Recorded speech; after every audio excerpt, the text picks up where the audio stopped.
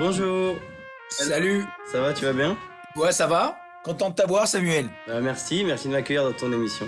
Bon, Samuel Kircher, je suis vraiment ravi de te rencontrer dans le cadre de ce nouveau film, La danse des renards, de Valérie Carnoy. Alors, Valérie Carnoy avait fait un court-métrage il y a quelques années qui s'appelait Titan, qui avait été très très fort remarqué. Ouais, vas-y, je filme. Contracte. Contracte. Voilà, mon gars, contracte. Encore. Contracte. Vas-y, mais en plus. Toi, t'as été remarqué très fortement il y a quelques années aussi dans L'été dernier de Catherine Breillat. Bonjour Théo. Qu'est-ce que t'as grandi? Je vais chercher des clopes, tu m'accompagnes? La danse des renards, c'est donc un premier long métrage. C'est un récit initiatique qui explore l'adolescence en crise et qui questionne aussi l'amitié. Tu y joues un jeune champion, donc vous êtes basé en internat, en fait, en internat sportif, c'est une école sportive. Donc tu as une volonté, une ambition d'être un champion. Arrête de faire le clown là, tu vas énerver les juges, putain.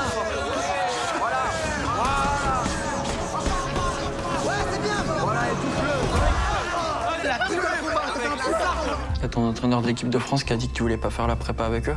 Ouais. T'es sûr? Ce qu'il faut, c'est juste que Mathéo il puisse rester, comme ça je m'entraîne avec lui. J'aimerais savoir comment tu as eu vent du projet. Est-ce que Valérie Carnoy a tout de suite pensé à toi? Comment il t'a approché? À la base, il voulait faire un film qu'avec des acteurs qui étaient non professionnels, qui étaient boxeurs. Ouais. Sauf que la directrice de casting, Alicia Cado, je pense que c'est elle même qui a eu l'idée, a dit il faut quand même voir aussi des acteurs pour voir un peu des choses différentes, quoi. Donc du coup, c'était un casting ouvert. Puis il y a plusieurs tours, quoi. Il y a 4 tours. Dès le premier tour, je suis avec Faisal, qui joue Mathéo, mon meilleur ami dans le film. Et on a commencé bien à créer une relation ensemble au fil des tours. Je te le dis, moi, ta réussite, c'est ma réussite, gros. C'est nous deux, frère. Toujours. Futur champion d'Europe. Tu réussis, moi, je réussis. C'est la même chose. Puis au dernier tour, Valérie dit il faut quand même que tu essayes de boxer, quoi, parce que tu joues un champion de France de boxe. Et donc on met des gants, tu vois, et puis on essaye un peu. C'est ridicule, quoi. Moi j'avais jamais boxé. Finalement, 10 jours après, il a été courageux, quoi. Il a décidé de me prendre quand même en m'offrant une formation de boxe. Merci. T'es bon, là. Purée, t'as un carton de bâtard.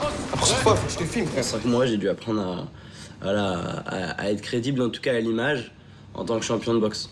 Tu as en fait cette espèce de fragilité en même temps dans un corps très contemporain. Là, tu as dû en fait travailler le corps, travailler la boxe pour pouvoir en fait redéconstruire, non? La fragilité, c'est quelque chose que j'avais, mais c'est vrai que pas la masculinité dans ce qu'elle a peut-être de plus cliché, quoi. Le tempérament calme, fort, serein, confiant en soi. Mais donc du coup, c'est plutôt ça que j'ai dû trouver. Donc j'ai dû trouver en allant à la boxe tout le temps. En entraînant avec des boxeurs, en les rencontrant. Parce que la boxe, c'est un endroit où tu dois jamais montrer de signe de faiblesse sur un combat. Si tu montres que t'as eu mal sur le coup, le mec, il va être surmotivé par ça. Donc, ils apprennent à jamais montrer qu'ils ont mal. Jamais montrer qu'ils ont mal. Voilà, ça fait tout ce qu'on appelle la masculinité toxique.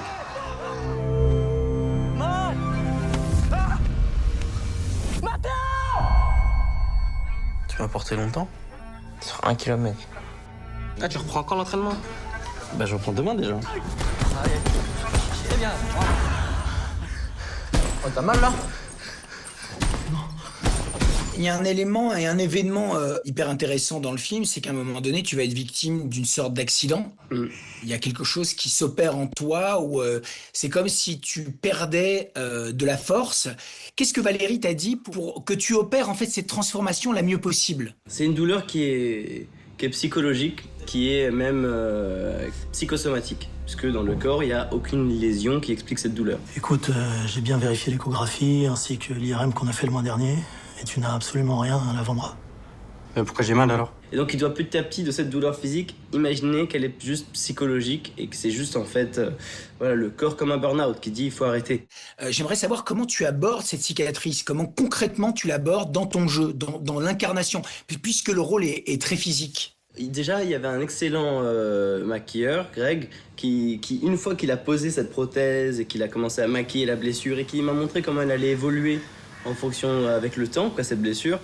Et bon, une fois qu'il y avait ça, moi je pense que c'est surtout le doute intérieur. On a beaucoup réfléchi, par exemple, on se demandait, il y a une scène de crise d'angoisse dans le film. Et à la base, cette scène, on l'avait tournée et on disait, c'est mon bras, j'ai vraiment mal au bras, j'ai l'impression que mon bras brûle et tout. Mais au montage, ils se sont dit, mais on a l'impression que c'est une vraie douleur physique, il faudrait qu'on comprenne que c'est une vraie douleur mentale, quoi.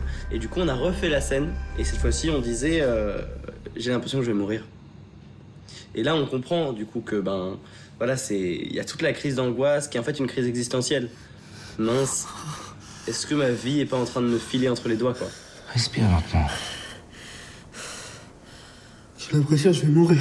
J'aimerais savoir juste comment Valérie t'a parlé du renard et est-ce qu'il t'a parlé du trajet du renard tout au long du film et du lien qu'il y a entre ton trajet à toi en tant que personnage. Moi, ce qui m'a plutôt parlé, c'est de cette passion pour le renard que nos personnages ont avec Faisal, qui joue Mathéo, qui est mon meilleur ami. Et donc ces renards, c'est un peu leur lien aux deux aussi, leur passion aux deux, leur manière de se retrouver à deux, parce que c'est le seul endroit où, le moment où ils quittent l'internat, ils vont dans la nature, ils foutent des bouts de viande attachés à un arbre en priant pour qu'il y ait un renard qui vienne pour essayer de sauter et manger la viande. C'est un peu leur moment de calme et on sent que c'est nécessaire. C'est difficile de créer une amitié quand on est en compétition avec quelqu'un. En même temps, ils aimeraient bien sortir de cette compétition. En même temps, la compétition, elle leur est amenée à eux et elle rentre dans leur cerveau, quoi. Parce que, voilà, c'est le principe de la boxe. C'est 1 contre 1, il y a un gagnant. Tu sais, ils disent quoi, LPF et Nasser, sur toi? Que depuis ton accident, t'as peur. Et que tu simules. Ça fait 5 ans qu'on s'entraîne d'arrache-pied. Les championnats, ils sont dans 6 semaines. Elle t'a tout, toi! Nous, on n'a rien! Mais qu'est-ce qui se passe dans ton crâne? C'est dans ta tête, tout ça. Bon, je te remercie beaucoup, Samuel. Je te souhaite le meilleur pour la suite. Merci beaucoup. Toi aussi, je vais regarder les prochaines émissions. Hein. Ciao. Salut, Samuel. Cette semaine dans les salles, le destin ne manque pas d'ironie. Galère, misère et carrière de travers se bousculent en haut des affiches. Coup de tonnerre dans l'affaire Durand de Soliles. Un homme vient d'être arrêté en Italie, le principal suspect du quadruple meurtre de Brest. C'est une erreur, vous comprenez? Une erreur! Ça pue le fait divers, hein. J'espère pour vous que c'est vraiment lui. Parce que sinon, votre prochaine enquête, je vous envoie très loin. Au trou du cul du monde, je vous envoie. Ce type, je l'ai jamais senti. Et puis les noms composés de 2 prénoms, ça sent pas bon. Guy Georges, Patrick Henry... Édouard Philippe. Voilà que la police française confond l'homme le plus recherché de l'Hexagone avec le plus célèbre des Pères Noël. Une fâcheuse erreur d'identité qui pourrait bien compromettre la paisible retraite du brave Gérard Jugnot. Moi, c'est Rose. Et vous? Ouais, touchez pas à cette porte. Ah! Putain de merde! Mais oui, ça brûle! Mais c'est quelqu'un. Me dire un clodo.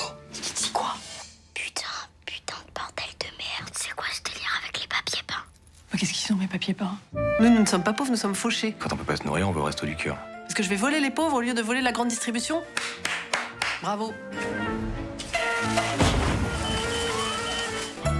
César du meilleur second rôle masculin pour l'étranger, Pierre Lotin partage le haut de l'affiche avec Sandrine Kiberlin. Une tranche de vie touchante et décalée qui réunit les destinées improbables de Jean, solitaire taciturne, et Rose, mère fauchée de 3 enfants. The wedding is this Saturday. What stories are you gonna do? What do you mean, my speech? Yeah. Are you gonna use the first time we met? Yes. Okay, what about the first date? Yeah, of course. All right, so before we got married, we did this thing where we said the worst thing we've ever done. Okay. I'll tell mine if we all do it. Promise? What did you do? This dog. Beer bottles and porn. You left an Arab night. Yeah. What's the worst thing I've ever done? Okay, Une semaine avant de se marier, Zendaya répond très franchement à une question piège devant ses amis proches. Trop franchement sans doute, puisque la mystérieuse réplique ne tarde pas à semer le trouble sur les projets échafaudés par les 2 tourtereaux.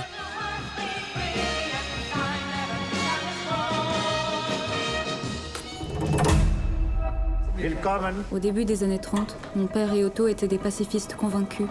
L'Allemagne veut la paix. Désormais, il y a un homme à l'ambassade d'Allemagne qui est mon ami depuis toujours. Et son idée, c'est une politique de collaboration sincère entre les 2 pays. Qu'est-ce que tu veux dire par collaboration? Tout ça, c'est un jeu de dupes et je te sais trop intelligent pour pas le voir. J'allais avoir 20 ans. Tout était encore possible. 5 ans après Illusion perdue, qui lui avait valu 7 Césars, Xavier Giannoli entraîne Jean Dujardin et l'émouvante Nastia Golubieva dans le tumulte des années 30. Entre crise et collaboration, cette fresque retrace l'histoire vraie d'un pacifiste qui bascule dans l'abomination nazie.